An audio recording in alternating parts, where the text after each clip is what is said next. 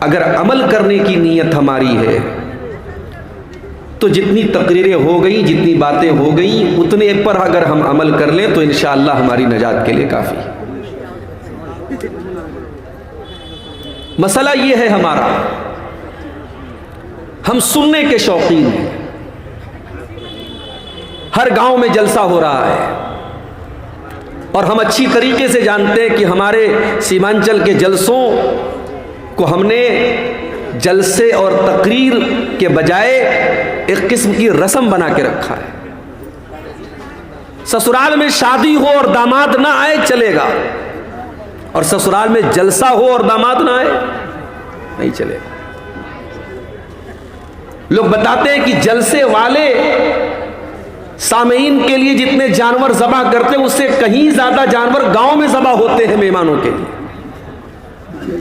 جس گاؤں میں جلسہ ہے اس گاؤں میں سمجھو بھائی ہر گھر میں بڑی رونق ہے، ہر گھر میں مہمان آئے۔ یہاں تک تو چلو ٹھیک ہے، کوئی حرج کی بات نہیں ہے۔ اگر ایک سال میں ایک ایسا دن مل رہا ہے آپ کو ایک دوسرے سے ملنے جلنے کا، اکٹھا ہونے کا، بھائی اپنی بہنوں کو بلا رہا ہے، سسر اپنے داماد کو بلا رہا ہے، نانا اپنے نواسوں کو بلا رہا ہے، کوئی مسئلہ نہیں، کوئی حرج کی بات نہیں۔ مگر اس سے بڑھ کر کے آپ جلسے میں آئے، آپ نے تقریروں کو سنا، ایک کان سے سنا اور دوسرے کان سے اڑا دیا۔ اگر تقریروں کا اور جلسوں کا مقصد صرف انٹرٹینمنٹ کرنا اور تفریح کرنا ہے تو ہم بہت بڑی غلطی کر رہے ہیں میرے بھائی۔ آپ نے 1 گھنٹے کی تقریر شیخ عادل صاحب کی سماعت کی، جتنی دیر اللہ مجھے توفیق دے گا میں تقریر کروں گا، آپ سنیں گے۔ کل قیامت کے دن اللہ تبارک و تعالیٰ کے یہاں آپ سے 2 سوال کیا جائے گا۔ پہلا سوال یہ ہوگا کہ تو نے دین کا علم سیکھا کہ نہیں سیکھا۔ اب دین کا علم سیکھنے کے بہت سارے راستے ہیں، کوئی کتاب پڑھ کے سیکھ رہا ہے، کوئی مدرسے میں جا کر استاذ کے ذریعے سیکھ رہا ہے، اور کوئی بہت پڑھا لکھا نہیں ہے، کتابوں کا کہ پڑھنے کی فرصت نہیں ہے، تقریروں کو سن رہا ہے، یوٹیوب پر سن رہا ہے، موبائل پر سن رہا ہے، جلسوں میں جا کے سن رہا ہے، علم کو حاصل کر رہا ہے۔ اللہ سوال کرے گا میرے بندے، ہم نے تجھے مسلمان بنایا، تجھے ایمان کی دولت دی، تجھے اسلام کی نعمت دی، تو نے اپنے دین کو سیکھا کہ نہیں سیکھا؟ بندہ کہے گا اللہ میں نے بہت سیکھا، ہر جلسے میں جاتا تھا، ہر تقریر کو سنتا تھا، 3 گھنٹے میں پنڈال کے نیچے بیٹھا رہتا تھا، سر ہلا ہلا کے پوری تقریر میں سنا کرتا تھا، اے اللہ میں نے دین کو برابر سیکھا۔ دوسرا سوال ہوگا وَمَاذَا عَمِلَ فِي مَا عَلِمَ، میرے بندے تو نے جو علم حاصل کیا اس علم کے اوپر تو نے عمل کتنا کیا؟ میرے بھائیوں مجھے معاف کرنا، اس سوال کے جواب میں ہم فیل ہو جائیں گے اگر ہم جلسوں کی تقریروں کو ہم نے انٹرٹینمنٹ کا ذریعہ بنایا ہے۔ یہ اہل حدیث کا جلسہ ہے، علماء یہاں قرآن بیان کر رہے ہیں، نبی کی حدیثیں بیان کر رہے ہیں، یہاں آپ کو دین سکھایا جا رہا ہے، اس لیے نہیں کہ آپ ایک کان سے سن کر کے دوسرے کان سے اڑا دیں، اس لیے سکھایا جا رہا ہے تاکہ آپ دین کو سیکھ کر کے اس کے اوپر عمل کریں۔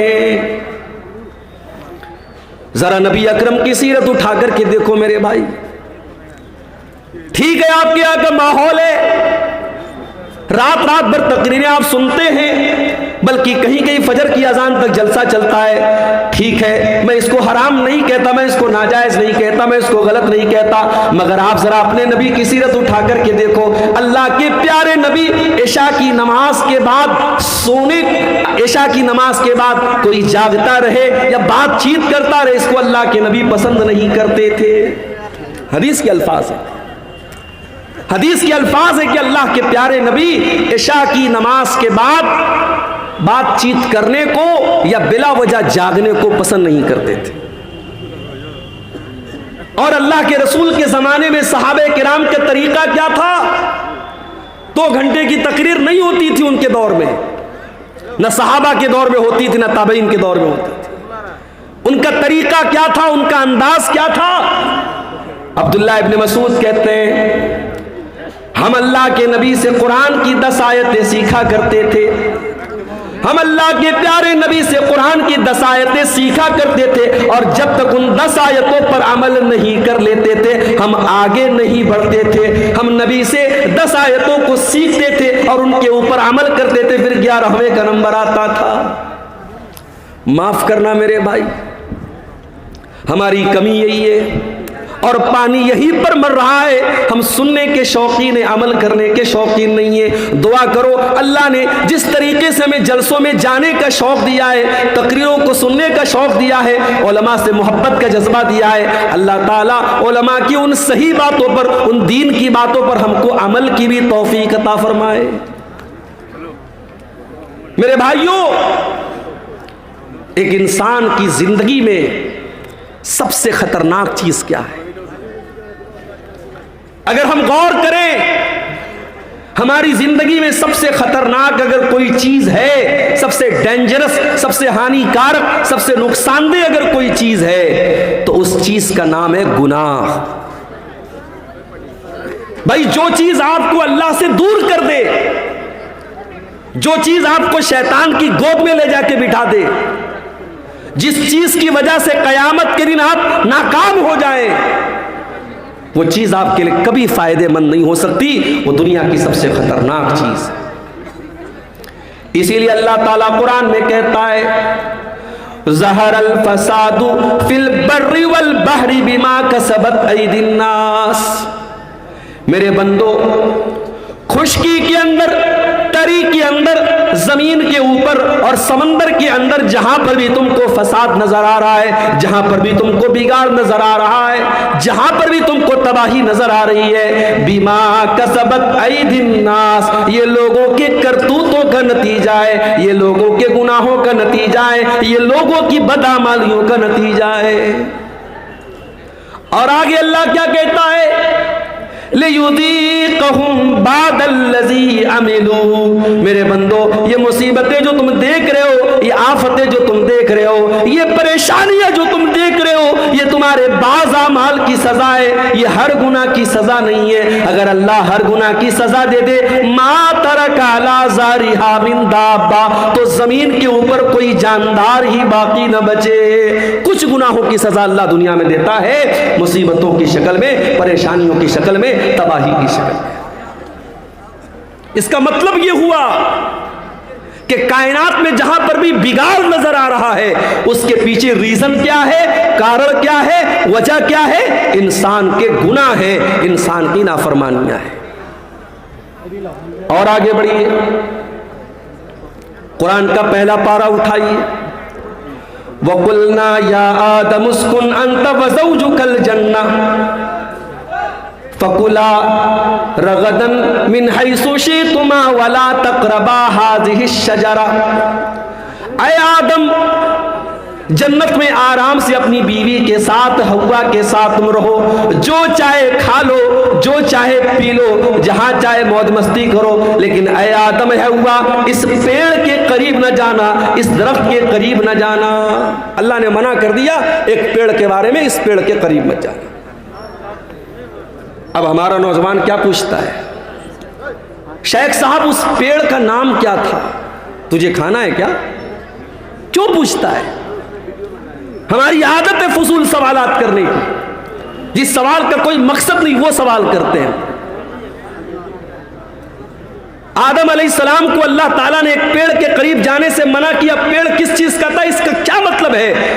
اللہ نے پیڑ کا نام نہیں لیا ہے، ہمیں جاننے کی ضرورت بھی نہیں ہے۔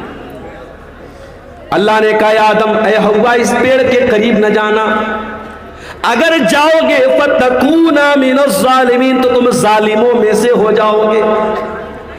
فَأَزَلَّهُمَا الشَّيْطَانُ عَنْهَا فَأَخْرَجَهُمَا مِمَّا كَانَا فِيهِ۔ شیطان نے ہمارے باپ آدم کو اور ہماری ماں حوا کو دونوں کو بہکا دیا۔ عوام میں یہ بات بھی مشہور ہے کہ ابلیس نے حضرت حوا کو بہکایا اور حضرت حوا نے آدم کو بہکایا۔ یہ غلط بات ہے، یہ قرآن کے خلاف بات ہے۔ قرآن کہہ رہا ہے دونوں کو بہکایا، دونوں کی کامن غلطی تھی، صرف حوا کی غلطی نہیں تھی، یہ آدم کی بھی غلطی تھی، یہ حضرت حوا کی بھی غلطی تھی۔ اچھا شیطان نے ایسے ہی ڈائریکٹ جا کر نہیں بہکا دیا، شیطان دوست بن کے آیا، شیطان ہمدرد بن کے آیا اور کہا اے آدم اے حوا، میں تم کو ایک پیڑ کے بارے میں بتاتا ہوں، اس پیڑ کے پھل کو اگر تم کھا لو گے اے آدم اے حوا، تم ہمیشہ ہمیش کے لیے جنت میں رہو گے، ہمیشہ ہمیش کے لیے تم جنت میں رہو گے یا فرشتے بن جاؤ گے۔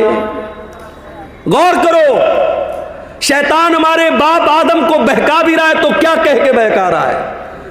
ان تکونا ملکینی، اے آدم اے حوا اس پیڑ کو کھا لو تم فرشتے بن جاؤ گے۔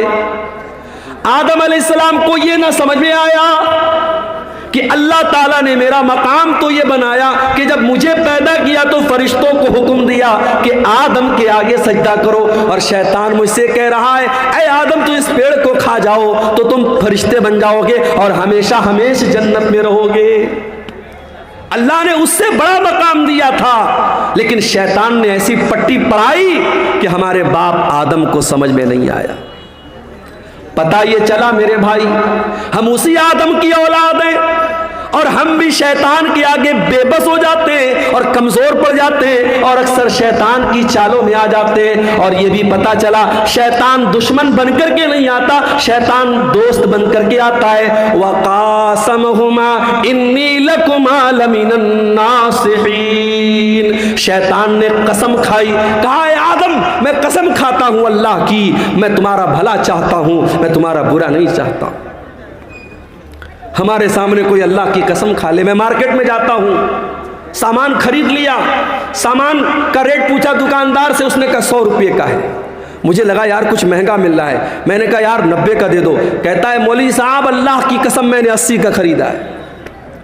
اب مولوی صاحب دکان پر گئے، دکاندار نے اللہ کی قسم کھا لی تو مولوی صاحب تو بیچارے مولوی صاحب ہوتے ہیں، اللہ کا نام سن کے پگھل جاتے کہ بیچارہ قسم کھا رہا ہے تو جھوٹ تو نہیں بول رہا ہوگا۔ اللہ والے اللہ کے نام پر بڑی آسانی سے بیوقوف بن جاتے ہیں، یہ جملہ نوٹ کر لو، اللہ والے اللہ کے نام پر بہت آسانی سے بیوقوف بن جاتے ہیں۔ حیدرآباد جیسی سرزمین پر میں گیا، وہاں لوگوں نے بتایا مولوی صاحب بڑی بڑی داڑھی والے اور ماتھے پر سجدے کا نشان رکھنے والے آج بزنس میں حالت یہ ہے، لاکھوں اور کروڑوں کا لوگوں کا مال لے کر کے بیٹھے ہوئے ہیں، دکان بند کر کے غائب ہیں اور لوگ پریشان ہیں، کتنے لوگوں نے مال بیچا ہے، پیسہ لینے کے لیے جا رہے تو دکان بند ہے، داڑھی اتنی بڑی ہے اور سجدے کا نشان اتنا بڑا ہے، آدمی دھوکہ کھا گیا کہ اتنا نیک انسان ہے، یہ تو فراڈ نہیں کرے گا، یہ تو دھوکہ نہیں کرے گا۔ میرے بھائیوں، اللہ والے اللہ کے نام پر بڑی آسانی سے بیوقوف بن جاتے ہیں۔ ابلیس نے قسم کھائی، کہا میں تمہاری بھلائی چاہتا ہوں۔ آدم علیہ السلام نے اس کی بات مان لی اور اس پیڑ کو کھا لیا جس پیڑ کے قریب بھی جانے سے اللہ نے منع کیا تھا۔ اچھا اللہ نے یہ نہیں کہا تھا مت کھاؤ، اللہ نے یہ بھی نہیں کہا اے آدم پھل مت توڑو، اللہ نے کہا پھل کے قریب بھی مت جاؤ۔ آپ کہیں دیکھتے ہوں گے جہاں الیکٹرک پول ہوتا ہے اور وہاں پہ کرنٹ اور پاور ہوتا ہے تو اس پہ لکھا رہتا ہے خطرہ، بڑے بڑے دو اس میں کھوپڑی بنی رہتی ہے اور 2 ہڈیاں بنی رہتی ہیں اور بیچ میں لکھا رہتا ہے خطرہ، تاکہ آدمی دور سے الرٹ ہو جائے کہ اس میں خطرہ ہے۔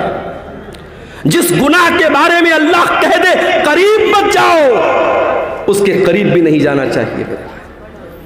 میرے نوجوان ساتھیوں، آج سماج میں زناکاری اور بدکاری عام ہوتی چلی جا رہی ہے اور آج موبائل کا استعمال زناکاری کے ایک آلے کے طور پر ہو رہا ہے۔ آج موبائل پر ہونے والی ایک چیٹنگ کہاں پر جا کے ختم ہوتی ہے کوئی نہیں جانتا۔ آج کتنے زنا کے واقعات ہوئے جس کی شروعات ایک مس کال سے ہوتی ہے، ایک رانگ نمبر سے آئی ہوئی کال سے ہوتی ہے، ایک غلط نمبر سے آئے ہوئے میسج سے ہوتی ہے۔ میرے پیارے بھائیوں، اسی لیے اللہ قرآن میں جب زنا کا نام لیتا ہے تو یہ نہیں کہتا ہے کہ زنا مت کرو، اللہ فرماتا ہے وَلَا تَقْرَبُوا الزِّنَا إِنَّهُ كَانَ فَاحِشَةً وَسَاءَ سَبِيلًا، میرے بندو تم زنا کے قریب بھی نہ جانا، یہ بڑا گندا کام ہے۔ اللہ نے قریب بھی جانے سے منع کیا، اور اسی لیے मर्दों से कहा गया जब चलो रास्ते में तो अपनी निगाहों को झुका कर चलो। औरतों से कहा गया जब घर से निकलो तो पर्दे में निकलो। अपने घर में अपने भाई के सामने, अपने बाप के सामने, अपने महरम रिश्तेदार के सामने भी औरत से कहा गया वल यज़रिबन बिखुमुरिहिन्ना अला जुयूबिहिन्ना, अपने दोपट्टे को अपने सीने पर रखो, अपने सीने को खुला मत रखो। क्यों मेरे भाई? इसलिए कि कुरान हमें ज़िना के करीब भी जाने से मना करता है।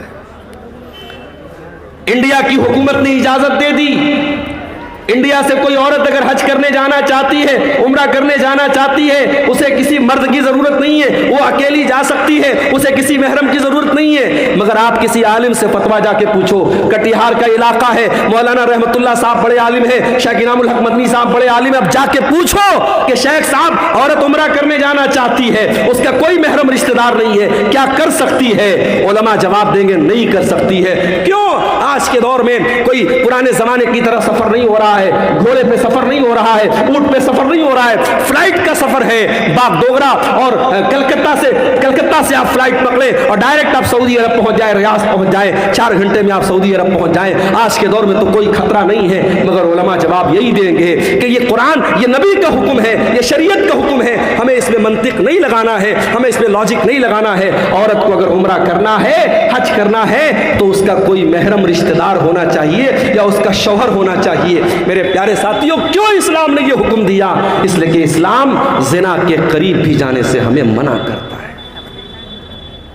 अल्लाह ने कहा था या आदम तुम इस पेड़ के करीब भी ना जाना।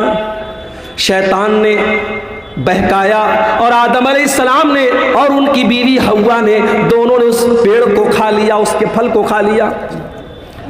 अब जैसे ही दोनों ने फल को खाया, कुरान क्या कहता है? फलम्मा ज़ाक़ा शजरत बदत लहुमा सौआतुहुमा व तफ़िका यक़सिफ़ानी अलैहिमा मिन वरक़िल जन्ना। दोनों ने जब उस पेड़ को खा लिया तो दोनों के बदन से कपड़े उतर गए और दोनों नंगे हो गए। हमारे बाप आदम भी नंगे हो गए, हमारी माँ हव्वा भी नंगी हो गई। हाय हाय हाय। अब जैसे नंगे हुए, अच्छा इसका मतलब कि जन्नत में कपड़ा था, इसका मतलब कि जन्नत में कपड़ा था, दोनों कपड़ा पहने हुए थे, कपड़े उतर गए, दोनों नंगे हो गए। अब नंगा रहना उनको पसंद नहीं है। कुरान कहता है दोनों अपने आप को कवर करने लगे, ढांपने लगे, जन्नत के जो पेड़ पौधे थे उसके पत्तों से अपनी शर्मगाह को ढांपने लगे। पता ये चला कि नंगा रहने वाला और नंगी रहने वाली औरत ये हजरत आदम की औलाद में से कहलाने की हकदार नहीं है। आदम का कल्चर ये नहीं है, ये हव्वा का कल्चर नहीं कि नंगा रहा जाए। आज चले जाओ, आपके इंडिया की बात कर रहा हूं, आप गोवा में चले जाओ, गोवा में चले जाओ, समंदर के बीच पर जवान जवान औरतें पूरे जिस्म को नंगा करके धूप खा रही हैं और दुनिया कहती है साहब ये बड़े मॉडर्न लोग हैं, बड़े ये तरक्की याफ्ता लोग हैं। मैं थूकता हूं ऐसी तरक्की पर, मैं थूकता हूं ऐसी तहजीब पर, मैं थूकता हूं ऐसे कल्चर पर। ये आदम का कल्चर नहीं है, ये हव्वा का कल्चर नहीं है। मेरे बाप आदम और मेरी माँ हव्वा के बदन से जब कपड़ा उतरा, दोनों को शर्म महसूस हुई और दोनों ने अपनी शर्मगाह को कवर किया, अपने आप को कवर किया, अपने आप को ढांपा। अब अल्लाह ने कहा ऐ आदम मैंने तुमको मना किया था, ऐ हव्वा मैंने तुमको मना किया था उस पेड़ के करीब न जाना, तुमने पेड़ को क्यों खाया? ऐ आदम ऐ हव्वा तुमने बहुत गलत काम किया, मैंने बताया था शैतान तुम्हारा बहुत बड़ा दुश्मन है, फिर तुम शैतान की चाल में आ गए। अब हजरत आदम को एहसास हुआ, हजरत हव्वा को एहसास हुआ कि हमसे गलती तो बहुत बड़ी हो गई। अब दोनों ने अल्लाह की बारगाह में हाथ उठाया।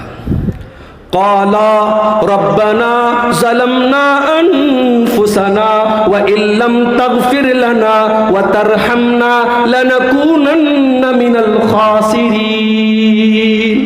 दोनों ने पुकारा ऐ हमारे परवरदिगार, हमने ये गलती करके अपने ऊपर बहुत बड़ा जुल्म कर लिया, बहुत बड़ा अत्याचार कर लिया। एक नुक्ता बताओ, एक पॉइंट बताओ, कोई गुनाह करने वाला किसी और पर जुल्म नहीं करता है, सबसे पहले वो अपने ऊपर जुल्म करता है।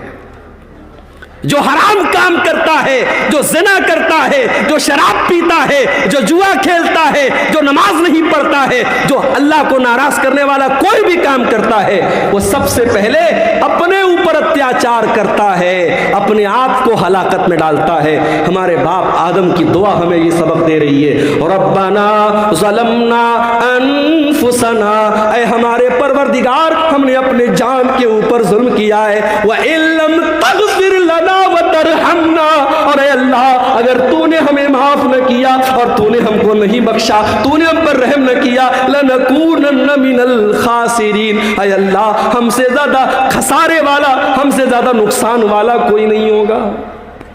اللہ نے توبہ قبول کی۔ دیکھو غلطی تو ابلیس نے بھی کی تھی، اللہ نے ابلیس سے کہا تھا آدم کو سجدہ کرو، ابلیس نے کہا میں نہیں کروں گا، ابلیس نے سجدہ نہیں کیا۔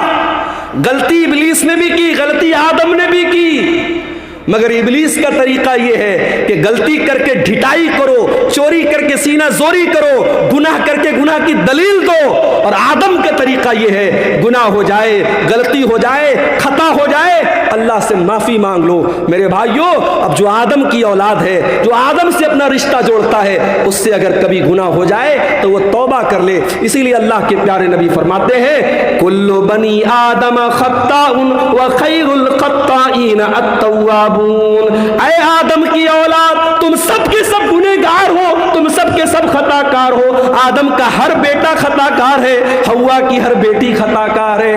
اگر کوئی کہتا ہے صاحب مولوی صاحب میں نے آج تک کبھی کوئی گناہ نہیں کیا ہے، جھوٹ بول رہا ہے وہ، کوئی یہ دعویٰ کر ہی نہیں سکتا اس نے کبھی کوئی گناہ نہیں کیا۔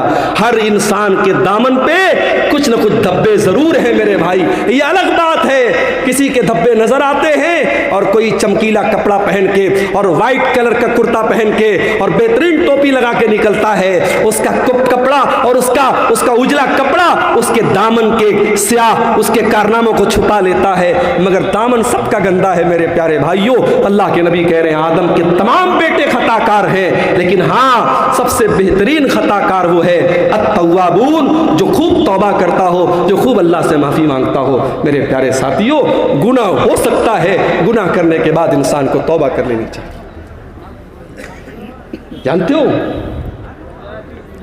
گناہوں کی وجہ سے دنیا میں جتنی قومیں تباہ ہوئی سب گناہ کی وجہ سے تباہ ہوئی۔ قوم عاد کا نام سنا ہے؟ ارے آج یہ دنیا کی وہ طاقتیں جو غریب مجبوروں کو مار رہی ہیں، بے قصوروں کو مار رہی ہیں، جا کے بتا دو ان سے کبھی دنیا میں کوئی قوم عاد بھی آئی تھی؟ ایسی قوم تھی کہ بڑے بڑے پہاڑوں کو کاٹ کے مکان بناتی تھی، اور قوم عاد کے لوگ کہتے تھے من اشد منا قوہ، ہم سے پاورفل کوئی نہیں ہے، ہم سے طاقتور کوئی نہیں ہے، ہم سے شکتیشالی کوئی نہیں ہے۔ جانتے ہو اللہ نے انجام کیا کیا؟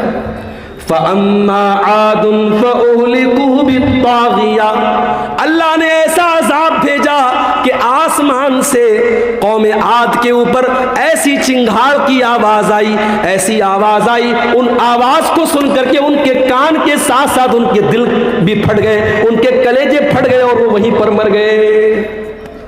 ایسی آواز آئی آسمان سے، اپنے آپ کو طاقتور کہنے والے قوم عاد ان کے کلیجے پھٹ گئے اور وہ مرے پڑے رہ گئے۔ وَأَمَّا ثَمُودُ وَأَمَّا عَادٌ فَأُهْلِكُوا بِرِيحٍ صَرْصَرٍ عَاتِيَةٍ سَخَّرَهَا عَلَيْهِمْ 7 لَيَالٍ و8 أَيَّامٍ حُسُومًا فَتَرَى الْقَوْمَ فِيهَا سَرَعًا۔ قوم سمود کے اوپر عذاب آیا، آسمان سے آواز آئی، اور قوم عاد کے اوپر کیا عذاب آیا؟ اللہ نے 8 دن لگاتار ایسی ہوا چلائی، پٹک پٹک کے اللہ نے مارا، اور قوم عاد کے لوگ زمین پہ ایسے مرے پڑے تھے، ان کی کھوپڑی الگ ہے، ان کا دھڑ الگ ہے، ان کا سر الگ ہے۔ اللہ کہتا ہے کھجور کے سڑے ہوئے تنوں کی طرح زمین پہ پڑے تھے۔ یہ انجام قوم عاد کا ہوا۔ کیوں ہوا میرے بھائی؟ انہوں نے اللہ کو ناراض کیا تھا، انہوں نے گناہ کیا تھا۔ قوم سمود کا یہ انجام کیوں ہوا؟ انہوں نے حضرت شعیب کی، انہوں نے حضرت صالح کی نافرمانی کی تھی، اور اللہ کے حکم سے جو اونٹنی آئی تھی اس اونٹنی کو انہوں نے قتل کر دیا تھا۔ جب جب دھرتی پر پاپ ہوا ہے، جب جب دھرتی پر گناہ ہوا ہے، دھرتی پر اللہ کا عذاب آیا ہے میرے۔ اور آگے بڑھیے، حضرت لوط علیہ السلام کی قوم کی حالت دیکھیے۔ یہ آنے والے مسافروں کو لوٹ لیا کرتے تھے، یہ ڈاکہ ڈالا کرتے تھے، اور یہ اپنی عورتوں کے بجائے مرد کے ساتھ اپنی شہوت پوری کرتا تھا، مرد سے جسمانی تعلق قائم کرتا تھا، یہ اغلام بازی کیا کرتے تھے، یہ لونڈے بازی کیا کرتے تھے، یہ مرد کے ساتھ ناجائز کام کیا کرتا تھا۔ آج بھی سماج میں یہ گندا کام کرنے والے کان کھول کر کے سن لے، اغلام بازی کرنے والا یہ زناکاری سے بڑا گناہ کرتا ہے، زناکاری کرنے والا غلط کر رہا ہے، مگر اغلام بازی کرنے والا بہت غلط کام کر رہا ہے، وہ اللہ کے عذاب کو دعوت دے رہا ہے۔ حضرت لوط علیہ السلام کی قوم نے جب یہ گندا کام کیا تو جانتے ہو ان کا انجام کیا ہوا؟ ان کے اوپر آسمان سے پتھروں کی بارش کی گئی اور اللہ نے پوری ان کی بستی کو پلٹ دیا۔ اور آج بھی سعودی عرب کے سفر پہ آپ چلے جائیں تو وہاں آپ کو وہ جگہ مل جائے گی، اور وہاں پہ ڈیڈ سی کے نام سے وہ جگہ ہے، اور اس ڈیڈ سی جس کو کہتے ہیں بحر مردار، اس پانی کے اندر آج بھی اس بستی کے اوشیش پائے جاتے ہیں، اس علاقے کی چیزیں پائی جاتی ہیں جو ہزاروں سال پہلے جس کو اللہ تعالیٰ نے عذاب بھیجا تھا اور پوری بستی کو الٹ دیا تھا۔ میرے بھائیوں، جس نے اللہ کی فطرت کو بدل دیا، جو کام عورت کے ساتھ اور بیوی کے ساتھ کرنا چاہیے وہاں مرد کے ساتھ کرتا تھا، اللہ نے اس کی سزا کیا دی؟ اللہ نے آسمان سے پتھر برسایا اور پوری بستی کو الٹ دیا۔ اور آگے بڑھیے، شعیب علیہ السلام کو دیکھیے، ان کی قوم کیا کرتی تھی؟ 420 کرتی تھی، اپنے ترازو میں ڈنڈی مارا کرتی تھی، اور 1 کلو سامان دینا ہوتا تھا تو 900 گرام دیا کرتی تھی، ناپ تول میں کمی کیا کرتی تھی، 420 کیا کرتی تھی۔ اللہ نے حضرت شعیب علیہ السلام کی قوم پر آسمان سے ایسی بدلی بھیجی، ان کو جب بارش تھم گئی اور گرمی لگنے لگی اور آسمان میں بدلی نظر آئی، ان کو لگا کہ بارش ہوگی، وہ جلدی سے بدلی کے نیچے جا کے کھڑے ہو گئے اور بدلی سے آگ برسنے لگی اور پوری بستی کا کام ختم ہو گیا۔ اللہ تعالیٰ نے ایسا عذاب بھیجا حضرت شعیب کی قوم کے اوپر۔ میرے بھائیوں، اتہاس بتاتا ہے، قوموں کی تاریخ بتاتی ہے، جب دھرتی پر اللہ کی نافرمانی ہوئی ہے، گناہ ہوا ہے، اللہ کا عذاب آیا ہے۔ اسی لیے اللہ قرآن کے 20ویں پارے کے لاسٹ میں فرماتا ہے فَكُلًّا أَخَذْنَا بِذَنبِهِ فَمِنْهُمْ مَنْ أَخَذَتْهُ الصَّيْحَةُ وَمِنْهُمْ مَنْ أَرْسَلْنَا عَلَيْهِ حَاصِبًا وَمِنْهُمْ مَنْ خَسَفْنَا بِهِ الْأَرْضَ وَمِنْهُمْ مَنْ أَغْرَقْنَا۔ میرے بندو، ہم نے ہر قوم کو جس کو ہلاک کیا اس کے گناہ کی وجہ سے ہلاک کیا، کسی کے اوپر آسمان سے پتھر برسایا، کسی کے اوپر آسمان سے آواز آئی اور کسی کو زمین میں دھسا دیا اور کسی کو سمندر میں ڈوبا کے مار دیا۔ ایک صاحب تھے، ان کا نام تھا فرعون۔ وہ کیا کرتا تھا؟ بچوں کو مروا دیتا تھا، بچوں کو مروا دیتا تھا۔ اچھا، فرعون کا نام ہم سنتے ہیں کہ بڑا ظالم ہے، اور اسرائیل کا نام آتا ہے تو ہمارے کچھ لوگ یوٹیوب پر اور ٹویٹر پہ کہتے ہیں آئی اسٹینڈ ود اسرائیل، میں اسرائیل کے ساتھ کھڑا ہوں۔ ارے ظالموں، یہ بحث چھوڑ دو، اسرائیل میں ظلم کس کے اوپر ہو رہا ہے، کس کمیونٹی پر ہو رہا ہے، کس قوم پر ہو رہا ہے؟ یہ سوچو، پچھلے چند مہینوں میں غازہ کی سرزمین پر ہزاروں چھوٹے چھوٹے بچے مار دیے گئے، ان کی کٹی پھٹی لاشیں جا کے دیکھ لو میرے بھائی، آپ کے منہ سے نوالا نہ اترے گا، آپ کے حلق سے کھانا نہ اترے گا۔ ارے بچوں کی کیا غلطی ہوتی ہے میرے بھائی؟ بچے تو سب کے پیارے ہوتے ہیں۔ کہیں اسکول ہوتا ہے روڈ پر تو سرکار وہاں پہ بورڈ لگاتی ہے کہ گاڑی دھیرے چلائیے، یہاں بچوں کا اسکول ہے۔ بچوں کے ڈاکٹر کیا جاؤ تو بڑے وہاں پہ بورڈ لگے رہتے ہیں، keep silent there are children, خاموش رہیے یہاں پر بچے ہیں۔ بچوں سے ہم اتنا پیار کرتے ہیں، بچوں کا اتنا خیال کرتے ہیں۔ میرا پروگرام ہونے والا ہے میرٹھ کی سرزمین پر 17 تاریخ کو، ابھی آج وہاں سے فون آیا کہ پرمیشن نہیں ملا۔ میں نے کہا کیوں نہیں ملا؟ بولے 18 تاریخ کو ایگزام ہونے والا ہے اور پرشاسن نے کہا کہ ہم آپ کو پرمیشن نہیں دے سکتے، بچوں کو رات میں ایگزام کی تیاری کرنا ہوگا، آپ لاؤڈ اسپیکر لگائیں گے، بچے تیاری نہیں کر پائیں گے۔ اتنا بچوں کا لوگ خیال کرتے ہیں۔ ہزاروں لاکھوں بچے مار دیے گئے، ان کی لاشیں بے گور و کفن پڑی ہے میرے بھائیوں، اور آج دنیا اس کا سپورٹ کر رہی ہے۔ ایک فرعون، اس کو لوگ گالی دیتے بڑا ظالم تھا۔ ارے فرعون تو بچوں کو مرواتا تھا, بچیوں کو نہیں مرواتا تھا. اس کو کسی نے بتایا تھا کہ تیری حکومت ایک بچہ پیدا ہوگا جو آگے چل کے تیری حکومت کو ختم کر دے گا. اپنے آپ کو رب کہتا تھا, اپنے آپ کو خدا کہتا تھا, مگر اتنا بزدل تھا.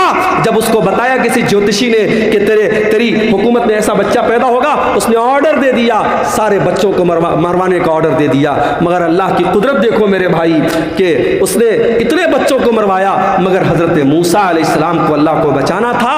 اللہ نے کیسے بچایا لمبا واقعہ ہے, میں وہ آپ کو ادھر نہیں لے کے نہیں جانا چاہتا ہوں. کس طریقے سے فرعون کے محل میں اور فرعون کے پیسے سے حضرت موسیٰ کی پرورش ہوتی ہے. اور یہی فرعون جب موسیٰ علیہ السلام اس سے آ کے کہتے ہیں کہ اے فرعون میں اللہ کا رسول ہوں, میں رب العالمین کا رسول ہوں, تو فرعون اللہ کا مذاق اڑاتا ہے, کہتا ہے وما رب العالمین, اے موسیٰ کون رب العالمین, میں سب کا رب ہوں, میں جلاتا ہوں, میں مارتا ہوں. وَهَذِهِ الْأَنْهَارُ تَجْرِي مِن تَحْتِي, اے موسیٰ میں مصر کا بادشاہ ہوں اور یہ بڑی بڑی ندیاں میرے محل کے پاس سے گزرتی ہیں. میں ان نہروں کا مالک ہوں, میں ان ندیوں کا مالک ہوں. اے موسیٰ تو ڈھنگ سے بول بھی نہیں سکتا ہے, تو کیا میرا مقابلہ کرے گا.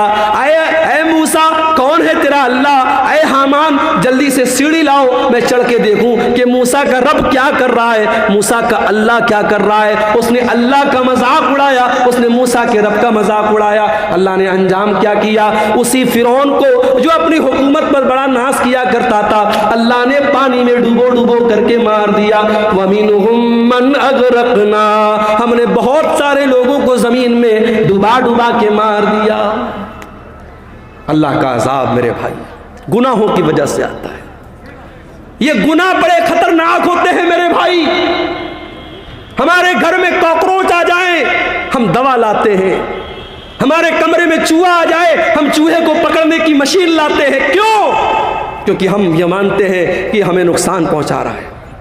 یہ چوہے ہمارے کھانے پینے کی چیزوں کو کتر جائیں گے, ہمارے کپڑوں کو برباد کر دیں گے, ہم ان کے لیے انتظام کرتے ہیں.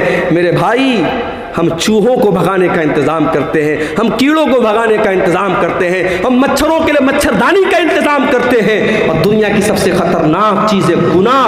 ہم گناہ سے بچنے کی کوئی کوشش نہیں کرتے. سب سے خطرناک چیز ہے گناہ میرے بھائی. اور جانتے ہو گناہ کا اثر باڈی پر بعد میں پڑتا ہے, گناہ کا اثر سب سے پہلے دل پر پڑتا ہے.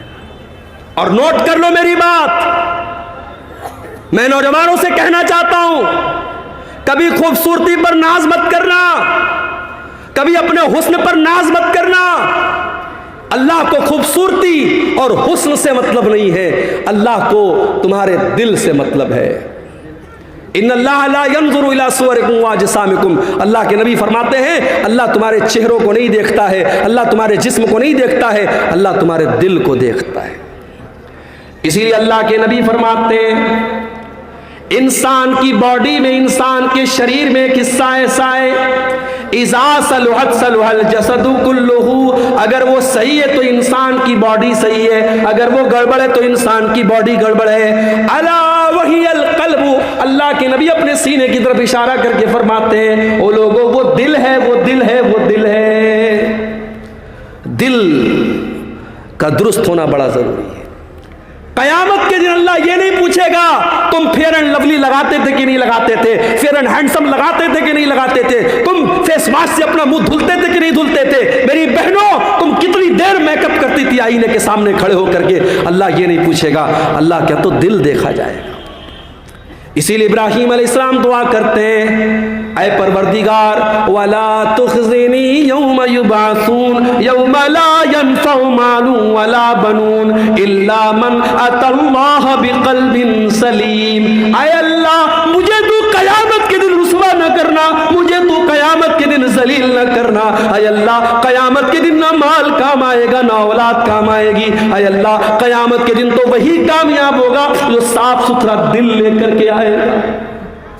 جب انسان گناہ کرتا ہے تو دل ناپاک ہو جاتا ہے, دل گندا ہو جاتا ہے, سب سے پہلے دل پر اثر پڑتا ہے.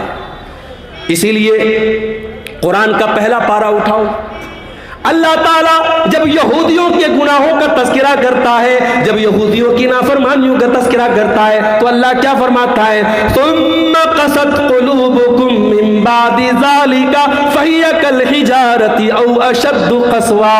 اے یہودیو تم نے اتنے گناہ کیے, تم نے اتنی نافرمانیاں کی کہ تمہارے دل تو پتھروں سے بھی زیادہ سخت ہو گئے.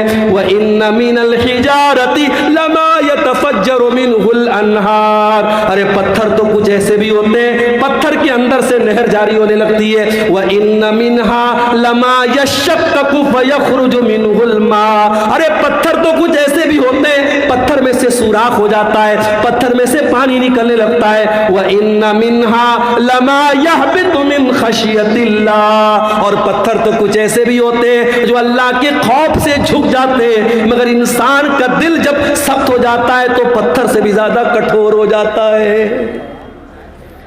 گناہ سے بچاؤ میرے بھائی اپنے آپ کو.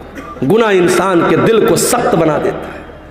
اور یاد رکھو جب گناہ کرتے کرتے انسان کا دل سخت ہو جاتا ہے, پھر عبدالغفار صاحب 1.5 گھنٹے تقریر کریں, مولانا جرجیت صاحب 2 گھنٹے تقریر کر لیں, مولانا معراج ربانی صاحب 3 گھنٹے تقریر کر لیں, کوئی دنیا کا بڑا سے بڑا عالم آ جائے اور تقریریں کرتا رہے, دل کی دنیا نہیں بدلتی ہے کیونکہ دل کالا ہو چکا ہے میرے پیارے بھائی.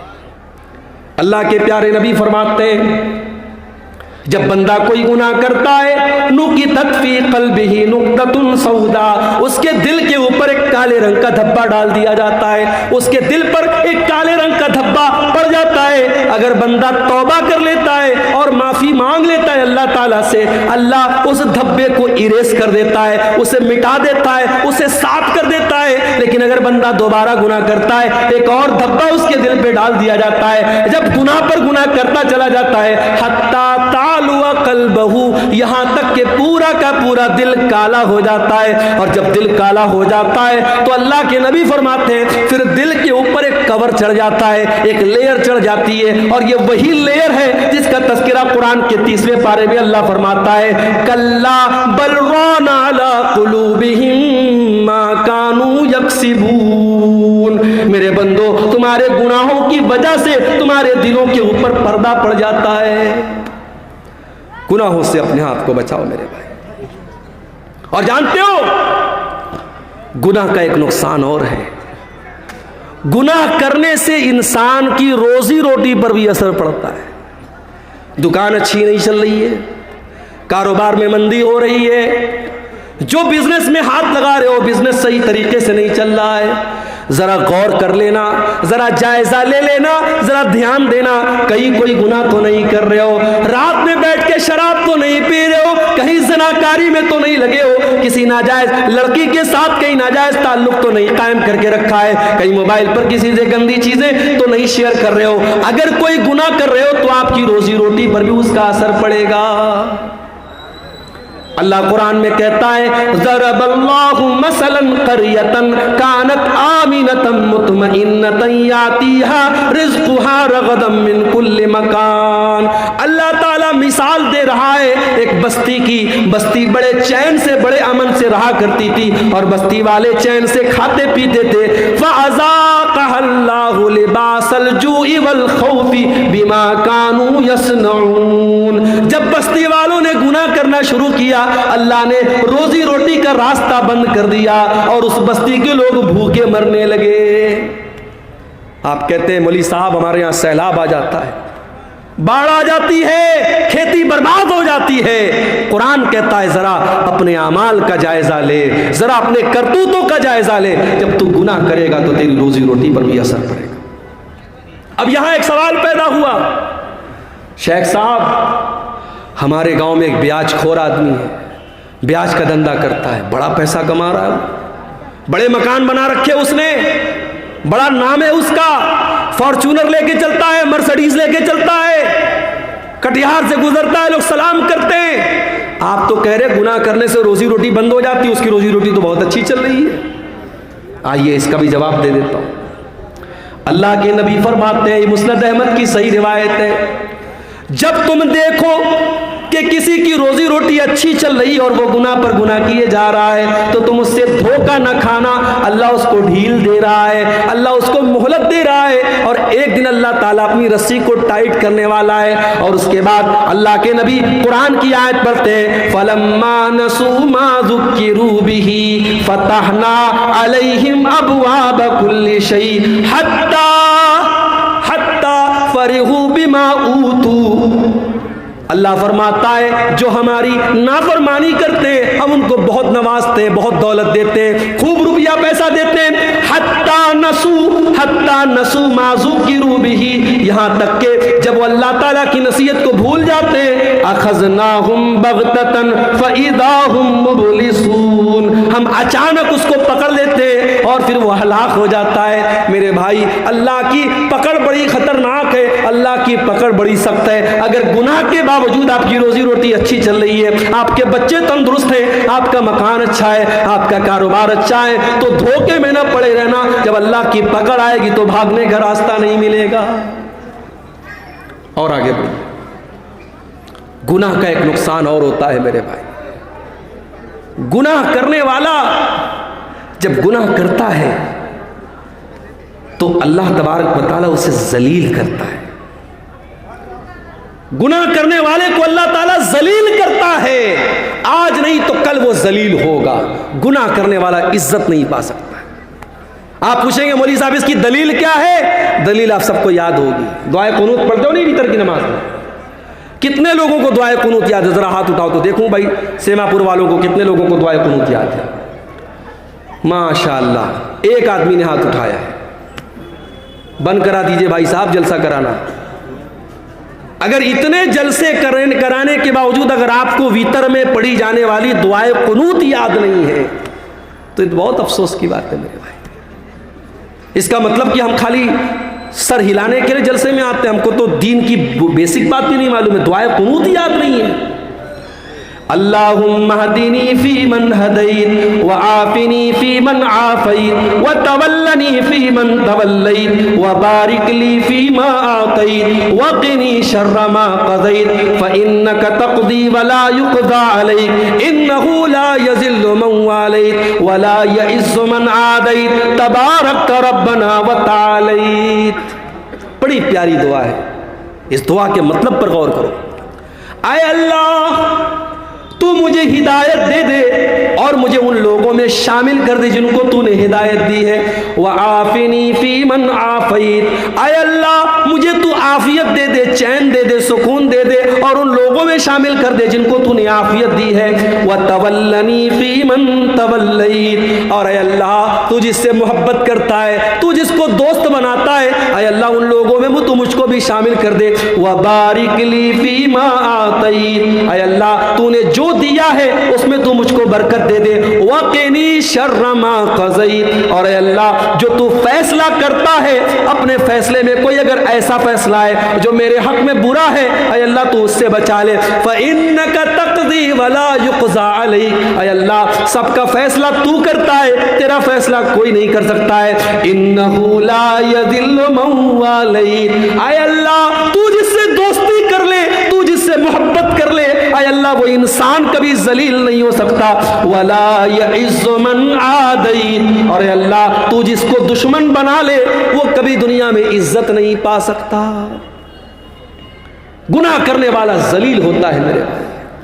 وَمَن يُهِنِ اللَّهُ فَمَا لَهُ مِن مُكْرِمٍ، اللہ تعالیٰ جس کو ذلیل کر دے اسے دنیا میں کوئی عزت دینے والا نہیں ہے.